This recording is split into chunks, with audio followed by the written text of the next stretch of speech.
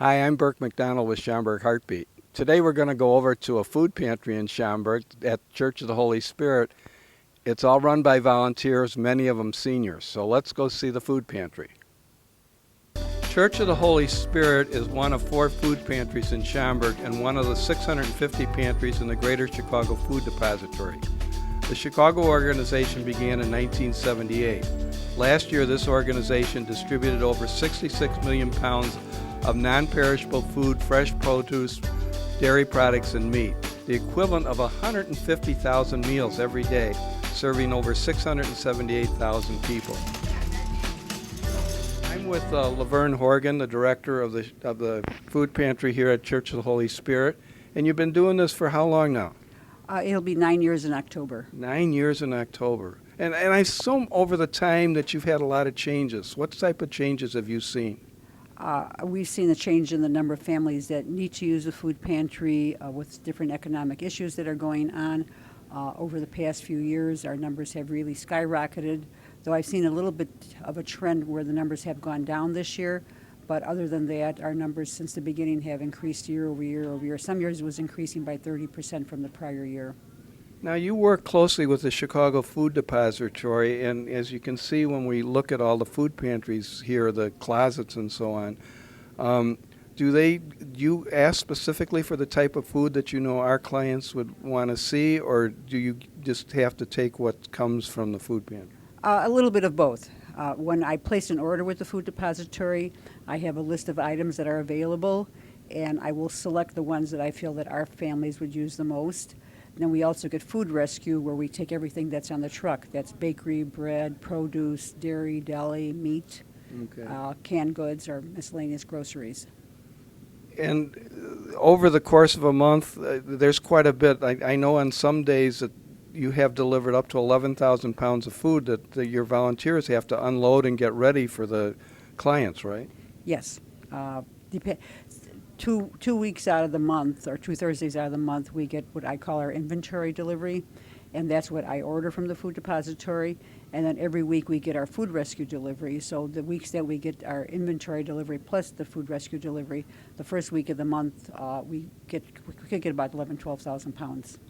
And what the community, you really need the community support for this to work, because the food depository, they're a great organization, but they basically are designed to give food products like canned goods and meat and the perishables and bread and so on, right? What do you need from the community to make this go? We get a lot of community support. The food pantry is supported strictly by donations from the parishioners, some other organizations, other people in the community. So everything we get is strictly from people like that. We do not get any government grants or anything like that. But there are certain items that basically, like, people need toilet paper, feminine hygiene products, and so on to really function during the course of the month. And that isn't supplied by the food pantry, right? You have to depend on the community to supply that. Yes.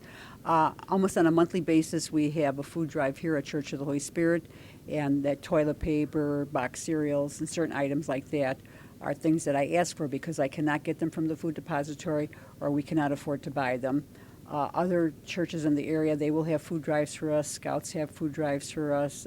Other organizations will have food drives for us. If there's a certain chiropractor here in the community at Christmas time, he tells his clients that if they donate food, he will give them a free whatever they do with a chiropractor. Okay. Free adjustment. And we do get a lot of stuff from the food depository that is free. Because when they have available money, they will make certain items available to us at no charge. And then every month we get USDA commodities that are free. Okay. Well, we really appreciate Holy Spirit and what they're doing, and you and leading the group to do this. The flowers on today, we didn't realize this, but it's Laverne's birthday. We'd like to wish you a happy birthday. Thank you. I'm glad to be here. And we hope that people in the community will see this and see the need. They can bring it directly over to the office at Church of the Holy Spirit if they want to donate things. Yes. We take everything, any kind of food product we will take.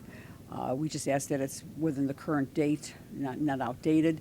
But anytime they want to bring it to the Spirit office, they can bring it. Otherwise, we're here Wednesday mornings and then Thursday all day where they can bring food here directly. And any other item that you, as a typical family member, like soap or diapers and Kleenex, Yes. and so on, if you think of those things that you need in your household, obviously the people that are coming here need that, and that'd be appreciated also, right? Absolutely.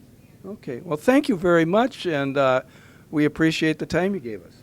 Well, you're quite welcome. I'm glad to do it. I hope this gets a little stimulation into the community to see what we are here and come and help. We always need more volunteers. Church of the Holy Spirit started its program in the fall of 2004. Last year, the Church of the Holy Spirit's food pantry was used over 5,900 times. The food pantry is non-denominational. You do not have to be a member of the church to use the service. Church of the Holy Spirit's program is run by over 60 volunteers, and the majority of these volunteers are senior citizens. During the summer months and school breaks, children and grandchildren are often seen assisting everyone. Students from local high schools and religious education classes volunteer at the pantry for their service project. St. Hubert's, Willow Creek, and other neighboring churches help to supplement the CHS pantry, donating some of their donations that they receive at their own food drives. Hi, we're with George and Anita in the registration area over here. And George, we get quite a wide variety of clientele here, right? Yes, we do. From quite young, and I mean quite young being 18 years old, and quite elderly to up in the 90s. And on families, are there quite a few families that come through that now with school, they probably don't bring their children, but through summer and other times that some of these have quite a size family, right? Yes, they do. Some have 7 and 8 children, while most of them, I say on average, have about 3. Okay. And Anita, you're doing translating. Now, I know you translate in English, not translate English, but Spanish. But what about, are there some other ethnic groups that come through here, and you just have to work with them as best you can, right? Yes, we do. We have Arabic, people from Syria, and we have Japanese. Some Chinese people come through, and those are the hardest because sometimes they don't understand a lot of English, but we try to accommodate those the best we can. Okay. And it's my understanding that you have a number of people, it wouldn't be the majority, but that are over 70 that come here, or they have somebody come for them, right? Yes, that's correct. They, I would say, half of them drive. Some of them come by bus, community bus. Some come with neighbors or friends that bring them, or the daughters or sons. And You mentioned earlier to me when we were doing the pre-work here that you even have some that come over here on bicycle. Yes, that's correct. Bicycles and some walk. Those people we try to accommodate with cloth carrying bags so that they can carry as much as they can without being too heavy for them. Okay. Well, thank you. I appreciate it. The Greater Chicago Food Depository sends a truck every week with fresh produce, bread, dairy products, meat, and other items. Perishable prepared food from grocers are picked up in the morning by the Food Depository rescue drivers who are certified in food handling and safety. These items are immediately delivered to a food pantry, soup kitchen, or shelter that can incorporate the donation into its own food distribution program. The Rescue Food Program retrieves from more than 140 different retail grocer locations throughout Cook County. Last year, these food rescues saved more than 9.1 million pounds of high-quality meats, produce, and fresh frozen food, preventing the food from going to waste. These trucks must be unloaded and stored each week before the food pantry opens its doors to its clients. Canned goods and other non-perishable items are also delivered by truck during the month to the pantry. The volunteers at Holy Spirit unload up to 11,000 pounds of food and move it to storage each week. The food pantry is open to those in need one day each week from 2 o'clock to 5 o'clock. After a client goes through registration, they have a choice of shopping in one of the food closets, or they can pick a pre-pack of groceries. Each client receives the same amount of groceries in either case. Each client receives a number of canned goods, meat, and a portion of the bread, produce, and dairy which has been delivered for the week. Members of the community also donate clothes, toys, and other miscellaneous clients may also choose. A client may only visit the CHS pantry once a month. However, a client is able to go to other food pantries in the area. The Holy Spirit Food Pantry volunteers stock the shelves, prepare the pre-packs, and help distribute the food. When the volunteers arrive on the distribution morning, the main room is empty. Once the trucks arrive, the room is stacked from floor to ceiling with bread, produce, and dairy items. The room is nearly empty at the end of the 3-hour distribution. Any perishable food which is left over is picked up for a subsidized senior housing center. It's the end of the day here, and we're with Don. And Don's with the senior center housing project, right? Right. Okay. And these are people, what, they have to be so old to be They in? have to be 62 and older to, it's a Section 8 housing.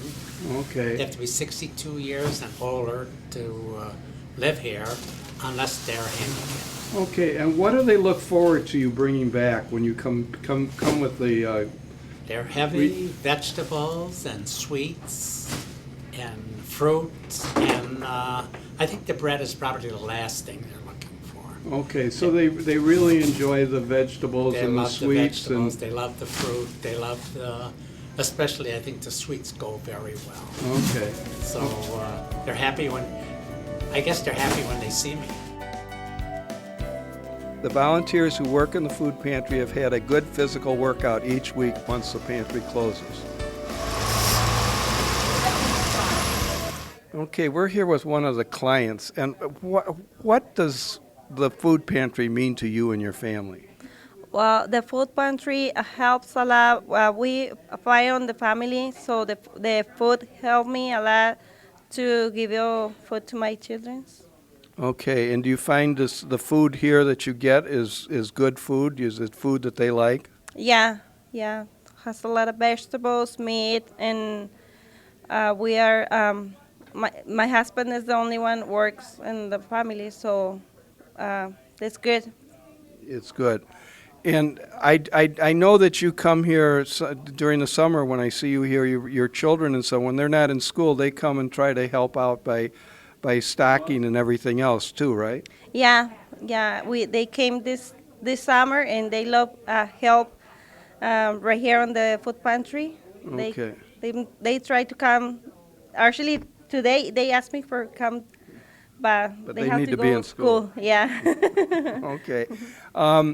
When it happens here, what's their favorite food that you are able to get here once in a while? And I know it's probably not always available, but what's the favorite?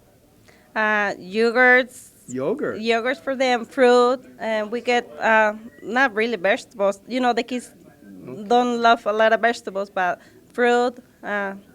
Actually, the yogurts. Okay. Well, thank you, and I appreciate your time. No, thank you. Well, we hope you've enjoyed the trip to the food pantry. We hope that you will get involved, that you will volunteer if you're close to a food pantry or make donations to it. They can always use your help. Just think about what you use around your home, and it's probably a need for those people that are looking for help. I'm Burke McDonald with Schaumburg Heartbeat.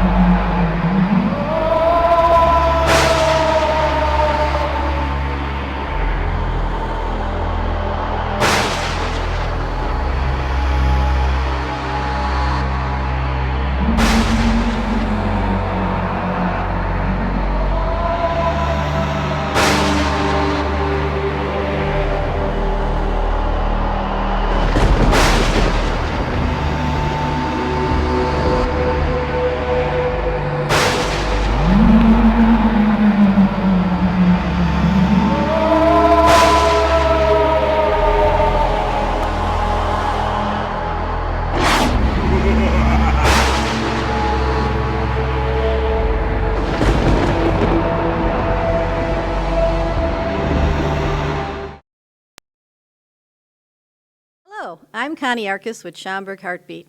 Today we're at Alexian Brothers Medical Center in Elk Grove with Diane Tiemann. Hello, Diane. Hi, Connie. Diane is the community faith nurse for Alexian, and we're standing in front of a canvas labyrinth. Well, Diane, I'm not sure how many people know actually what a labyrinth is. So would you first start off by describing the physical aspects of it to us? Sure, Connie. This particular labyrinth is octagon in shape. It looks like it's a circle, and it has 11 circuits, which means there's 11 paths that go around the middle of the labyrinth. In the middle, it looks like a flower, if you could see that, and there's 6 petals. It's called the rosette, and it actually stands for the 6 days of creation. And the labyrinth is a very old tool that people have used over time, centuries, matter of fact, but it became well used in the Christian tradition during the times of the Crusades, when the Christians could not make their yearly trip to the Holy Land. They used to have the churches put labyrinths in their church grounds or inside the churches, and the Christians used to use the labyrinth to replicate the walk to the Holy Land. And you said this one is patterned after a very famous labyrinth. Yes, it is. It's patterned after the one in the Chartres Cathedral in France. And that is really the only surviving labyrinth from the Middle Ages that is still left. And when people go to visit, they can actually walk it at certain periods of time in the day. Wow, interesting connection to the past. You know, I had looked up the definition of labyrinth in the dictionary, because I was curious what it said. And I read this. It's a complicated, irregular network of passages or paths, a maze. But you mentioned to me it's not really a maze. No, it is not a maze. When people first look at it, they say, oh, this is a maze. It's going to be fun. And especially kids, when they walk it, they think they're going to get lost somewhere. But when you walk a labyrinth, there really are no paths to have to choose like you do in the maze. When you start at the entrance, that path will wind around and eventually get you to the middle. You stay in the middle as long as you want, and then you take the same path out, back into the world again. Oh, that's good, so you can't get lost. No, you can't get lost. All right, while we're here for this part of the segment, I see that there's a basket with some papers in here. What's this all about? Okay, this here, a lot of times people have a very hard time getting themselves centered and getting themselves quiet to walk the labyrinth. Once you get on there, it causes you to be present to the moment, and you get a lot of peacefulness and quietness in your spirit. But what I do is I have what I call prayer starters that are sometimes gospel passages, just one-liners to have people take and see if that will just help them kind of get themselves centered in order to walk peacefully. And a lot of times people will say, oh, can I choose one? And I say, well, just put your hand in, and whichever one you get is the one that you are meant to get for the day. And usually they come back and tell me, do you know, the one that I picked, that's the one I was supposed to have today. Oh, that's good. So. Okay, great. Well, we're going to talk a little bit more about the spiritual aspects and also the physical aspects of the labyrinth. And we're going to invite another person, Alexian Brothers, to talk with us as well. We're back with Diane Tiemann, who is the faith community nurse for Alexian, and we're also joined by Beth Collier, coordinator chaplain. Welcome, Beth. Thank you very much. Okay, we looked at the physical aspects of the labyrinth, and now we want to talk a little bit more about the purpose behind it. And for that, we're going to turn it over to Diane, who's going to tell us, we certainly know there's some spiritual aspects, but there's also some surprising health benefits for reasons why you just might want to walk the labyrinth. Diane? Well, walking the labyrinth helps to join the mind, body, and spirit together. And when you look at just the physical aspects, it keeps you moving. And so your body's in movement, you're walking the steps. I don't remember exactly how many steps there are to it. It's not quite a mile, but you are getting the benefit of movement. And besides that, another physical benefit is relaxation. Because the way the labyrinth is set up, it's very, it's organized energetically, really, because it sends you to the right, it sends you to the left. So it's actually balancing out your whole body, your brain, left side of your brain, right side of your brain. And it calls you to really be present to the moment, which is very difficult because nowadays, we're always out and about and cell phones and all of that. And one of the main requirements of walking the labyrinth is to shut off your cell phone. And for some people, that's a very difficult thing, just do that. So doing that allows you to just listen to the music, because there's always soft music playing, and to be present to that. It has been proven where it could help to lower your blood pressure, just being in that quiet space. How can we convince people to take the time to walk the labyrinth? I mean, it sounds so old school. I mean, how do you think we could convince our viewers, Beth? What do you think?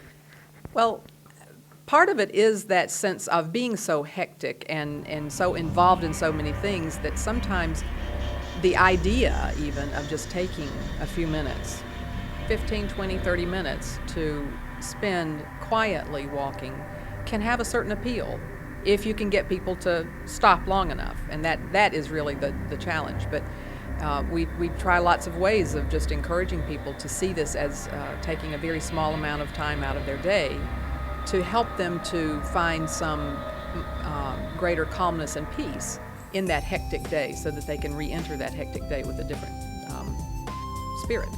I think we all need some calmness and peace. Do you have anything to add to that, Diane? Well, one thing, I usually have people complete an evaluation after they walk the labyrinth. And many people are walking it for the first time, and their comment really is, I am so glad that I took the time to do this because it gave me such peace. And I think that's probably one of the biggest comments that I get is, it was so peaceful and it helped me to just center myself. It helped me to relax. And I came off just feeling like I could go back out into the world again and be able to look at it differently. And I think that's a very positive thing. Oh, definitely. I think so. Well, I read on the flyer for today's Labyrinth Walk that you should quote, enter without expectation, unquote. And I like that concept. I think you both kind of touched on it. But how do you calm your mind to even start this journey? I'm afraid I'd start walking it and want to see how fast I could get to the end. Some people do that, especially when sometimes when children are walking, they're trying to see how fast they could get to the middle, but that isn't the point. Like we had said earlier when we were in the room with the labyrinth, I do have those prayer starters there, and they are very helpful to people to be able to take one of those and really help center themselves. And usually I just tell people, well, pick what you can and see what comes up. And usually they always seem to pick the one that they're supposed to have for the day. And it's just very interesting how that works out. And the other thing I tell people to do, if you have a hard time centering yourself, work on some deep breathing and just take a deep breath in through your nose and out through your mouth and just relax, and do that several times. And sometimes people feel like once they start the path, they have to keep walking. But I always tell them you could stop anywhere along the way and just rest. And maybe if somebody's behind you, they can pass you. It's not anything, a lot of times when people think, oh, I have to walk that length of time, the whole time. Well, it only takes about 20 to 30 minutes if you really walk it peacefully, prayerfully, centering it for yourself. So it's not a long period of time out of their day. Okay. And Beth, what would you say? Well, what I would add is, as Diane had mentioned earlier, there is music playing, quiet music playing in the room, Okay. and so we have it set up so that there's some chairs on the outside, so that as people are putting on the shoe covers or taking off their shoes, they can listen to the music, and if they have already picked a prayer starter, then they can have that as something that they're doing even as they're preparing to enter the labyrinth. The prayer starters is really interesting. One story, a guy walked it a couple of years ago, and he came out and he just had this really wide smile on his face, and he said, my prayer starter was blank. And he thought at first, yes, oops. And then he decided to keep that, to let that be what helped him to kind of center. It was like whatever was there, even though there was nothing on the paper. he let that enter his spirit and be the thing that helped direct him on the walk that time. So a lot depends on even the expectation of having something on your piece of paper.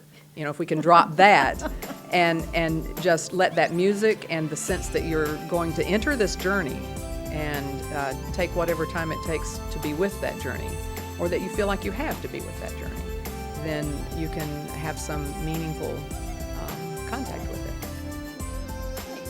Well, Diana, a few more wrap-up questions for you. You mentioned to me previously that the labyrinth is made out of canvas and it's portable, and you can take it on the road. And you kind of mentioned that earlier. Who do you make it available to? Well, I go to churches, all different denominations of churches, and also any community settings, and take the labyrinth there.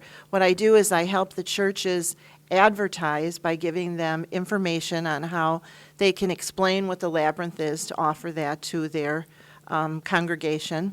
And then on that day, I bring it, set it up, along with the help of the people from that church or the community group that I'm working with. And then I stay with the labyrinth the whole day and facilitate that walk, answer any questions for them, and all of that. So over the 7 years I've been doing it, there's several churches that I've gone to a lot and feel like I'm part of that group. And it's like coming home, and those people really get it. But I'm always open for anybody coming on new and experiencing the labyrinth, and they would be very surprised of what it could do to their congregation, walking together, and the really sense of community that it builds as people walk together.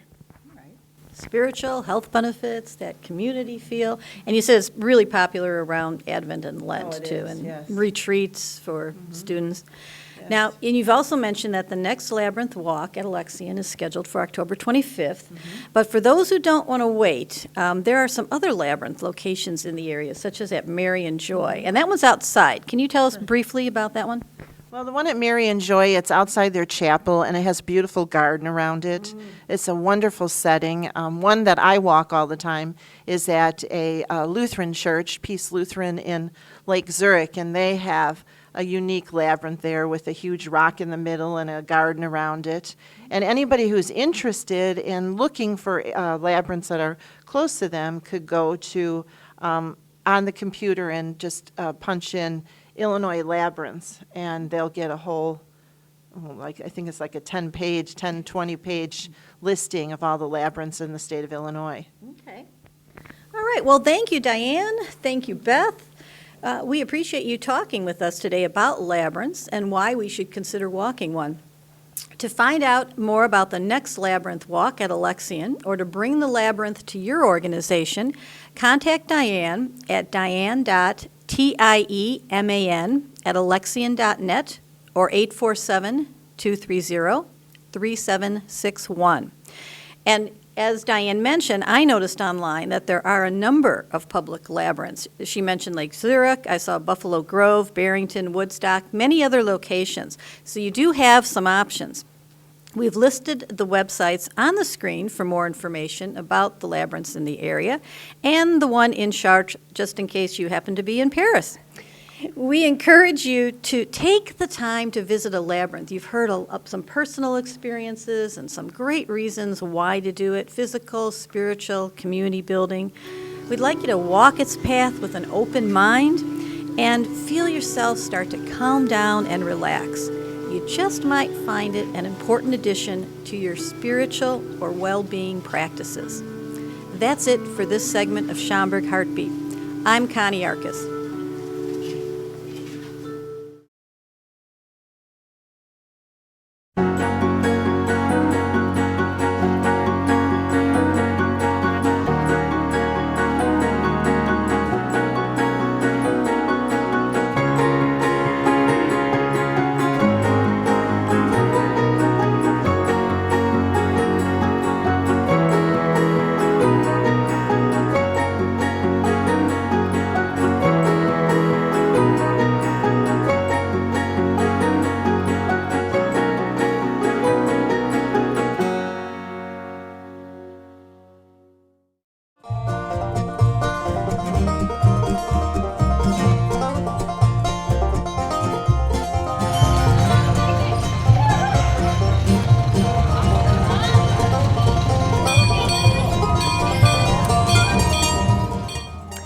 my name is Toni Higgins-Thrash, reporter for cable station WSBD, The Heartbeat Show. Very special segment today, and I'm so excited to show you this gem in Union, Illinois. You know, as grandparents and parents, you're always looking for a special place, especially in the summer months, to take the children. Well, I have a treat for you. We're at Donley's Wild West Town, and I can't wait to show you all of the special things they have inside. We're going to meet the owners, Randy and Mike, so come on in. Well, we're inside of Donley's Wild West Town, and I have here Randy Donley, and owner of Wild West Town, but we'll get a little bit more into the history in just a minute. And I brought my grandchildren here, and I realized how much fun we had. So I went back to one of our production planning meetings, and I said, we have to do a shoot here, because there's a lot of parents out there that are looking for something fun to do. So tell us a little bit about the history. Well, the park's been here 39 years. It started as just one museum building, the building we're in right now. My father collected antiques for 40 years before that.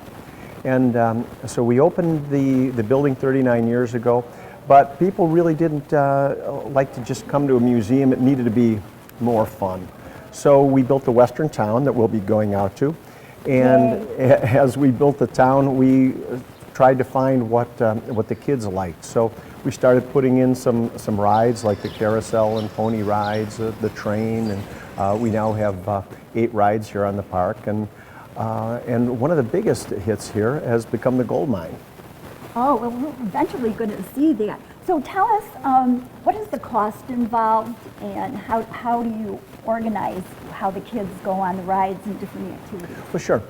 There's one admission to the park. It's $16 per person, but that's all inclusive. There's not an extra charge for each ride, and we give the guests that come here a ride card, a ticket, so to speak, that has all of the different activities listed, and they can go multiple times on the various activities, including Wild West show and all of the rides, and it works out really well. So you have a Wild West show 3 times during the day? 3 times a day. Of course, we have to start at high noon. So 12 o'clock noon, 2 and 4:30, 3 times a day, rain or shine. How long is this show about? The show is about 20 minutes. You know, and for children, that's just the right amount of time. If it gets too long, they get antsy, especially seeing all the rides and attractions. You bet. You know, over the years, the show has evolved to, at one point, it was a very serious gunfight, so to speak, and today we've made it into a comedy show. But because of the use of firearms that actually took place in the Wild West, we take that opportunity to start out with a gun safety speech, so that the kids really know that, you know, what guns are and that they can be dangerous, even when only loaded with blanks in a show like ours. So they punch the card, and they have the activities. Now, what happens if they like one more than the other? Can the punches be interchangeable? Oh, well, you know, certainly we bend the rules all the time. If we find the kid likes the roller coaster, you know, we call that the mine car ride. It's down by the gold mine. If they like that more, or certainly if there's no lines, then at that time we always let the kids ride more often. Mm-hmm. So your father's name is? My dad's Larry. Larry Donley. Yeah. So Larry Donley starts collecting antiques, you know, from the Western years. Well, actually, he started with this collection, which is Thomas Edison. My father actually knew a lot of the old Edison employees that were still alive back in the 1950s and 60s. The people that worked with Thomas Edison were friends of my father. So he started collecting Edison memorabilia, and then I, as a youngster, started collecting military relics, Civil War, World War I, World War II. So we started to develop some really great collections, opened up the museum, but really found our passion in the Wild West. In the Wild West, and Yes. there's a lot of Wild West in the museum, and we're going to take some shots of the museum Great. so our viewers can see that interspersed throughout and that. So what else was I going to say? Oh yes, there's a restaurant here. And something about banquets and... Well, yeah, well, what really happened here is the park started getting, over the years, so busy that our little snack shop that we still have here, which is a ice cream parlor that serves hot dogs, hot beef sandwiches and pieces, just wasn't enough. And we developed a restaurant here with an Old West theme, really nice Wild West theme restaurant that is now a 240-seat restaurant, and the banquet hall on it is a 400-seat banquet hall. We do full-service weddings every weekend. Oh, how fun. The bride and groom can dress up in Western attire. And Well, certainly they can, but that's not essential for the weddings. The wedding is a standalone very often, and I must stress that. The weddings have an identity of their own. It's a separate banquet hall, but it is on the 25-acre parcel here. Wonderful. So you have the restaurant, banquets. So I think we're ready for our tour. And Excellent. We're going to meet your brother, let me see, Mike. Mike, yep. And Panning for Gold. We'll be seeing him down at the gold mine. Well, I'm here with Mike Donley, and we just got done talking with your brother, Randy, and we wanted to go to your neck of the woods here and see what you got going. And over here to my left is the Panning for Gold. Can you tell us all about that? Yes, we call this area the Sweet Phyllis Gold Mine here, and it recreates what a mining operation would have looked like in the California Gold Rush. The children can come up, and the adults too, they can come up and they can, our miner will teach them how to pan for gold, and they can keep what they find. Everybody asks me, is it real gold? Well, it's fool's gold. It's gold pyrite, the same thing that they would find if they didn't find real gold out in California during the gold rush. So it's not where you take like a stone, let me see, a stone, and you paint it gold. No. It's real fake gold. This is actually gold pyrite, which was called fool's gold, and we're one of the largest users of fool's gold in the of gold pyrite in the United States. We go through over 2 tons a year here. Can I ask how much of a ton of it costs? Currently, I think it's about $3 a pound, so that'd be about $6,000 a ton. Yes. Wow. You do go through a lot of gold. We go through a lot, yes. Well, I'm going to have to pan for gold a little bit later. So what do you have in this kind of area here? Okay, there's a lot of the attractions are in the back part of the park here. We have the Lazy River Canoe Ride, where the children take a little canoe ride and recreated little Indian canoes. Yeah, we have a roller coaster here that we themed as the Runaway Mine Car roller coaster. You can get your pony rides back here. There's the slingshot range, there's the bow and arrow range, the petting zoo. So there's quite a few activities back here to partake in. You know, and it's really reasonable priced. I mean, it's, you know. Well, you know, we understand. So much. We understand that families, you know, are on a budget, and I look at it from my perspective too. When I go to a park, I don't want to be nickel and dime to death. You know, tell me what the price is, and give me what you promise. This has to be rewarding for you and your brother. It's kind of your gift to the community. You come here and you see smiley faces all the time. That's got to give you a good feeling inside. That is our reward. My favorite thing is when a family's leaving and the little kids are screaming, "I don't want to go," out the door. Then I know I've accomplished what I wanted to do here. Well, you got me smiling just watching the people having fun. It's kind of like a ministry in itself to the community. And I understand from your brother, too, that a lot of children have grown up here and they've had their confirmations and their baptisms and all kinds of parties here. It is amazing, yes. I mean, people that have worked here have met here and have gotten married and have brought their kids back to the park. So there's a history. It really is, yes. So I understand you have 3 shows, and is one going to start pretty soon? Or? Our Wild West show will be starting in just a minute, so why don't we head on over there? And I have 4 of the outstanding actors here, and I'm going to begin by asking your cowboy or cowgirl name, and then your real name, and then what area of the community you live in. All right.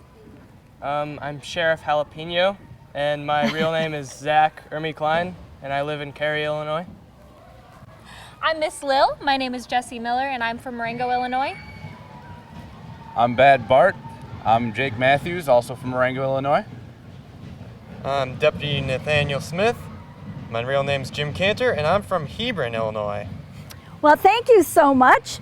And I understand you do the show how many times a day? We do it 3 times a day at noon, 2, and 4:30. What is your special part that you do that you love the most out of your skit? Definitely the high fall. It's the tallest fall, and I'm the only girl that can do it, so I'm pretty proud. And how about you?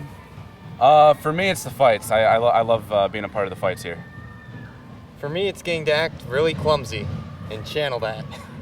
Do you all enjoy making these people laugh? And Yeah. Oh, yeah. just that motivates you, right? Oh, yeah. There's a huge audience and they're all responding well. It drives you. So you know what? I'm going to go sit out there, and I would like you to do a little skit from the show. Can you do that for us? All right. Oh, of course. Okay, I'm going to jump over the fence and watch you. I owe you for sending me to prison. I owe you for stealing my girl. And I owe you for... Hey, Sheriff! Hey! Oh, hey!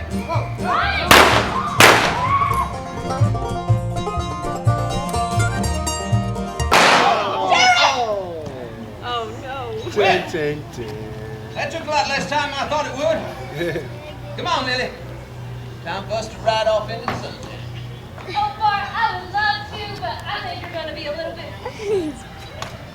Daddy, do something! I can't! Except my gun and my girl! Are they going to run up the roof?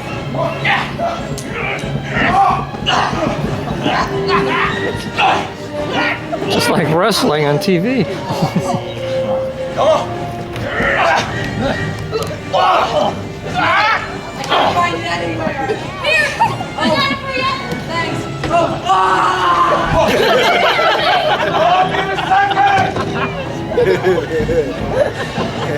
I think this is Stay right there, Lil.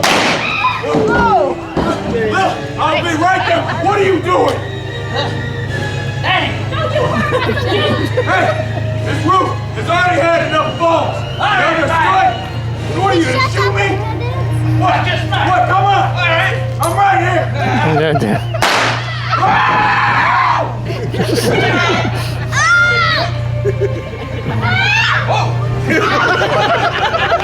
They dropping like flies.